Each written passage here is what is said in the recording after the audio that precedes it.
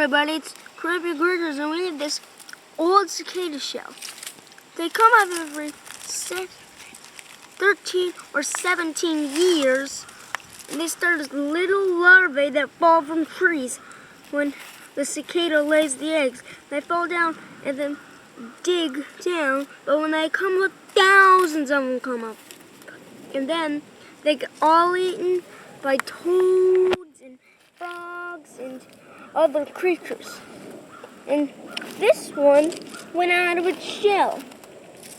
You can see a little hole where it came out, right there, and you can see the cicada shell. But when it's dark, cicadas can be really loud. They scrub their wings together, making a loud sound like beep. And they're so loud that you can hear them from your house. This is Creepy Creatures, over and out.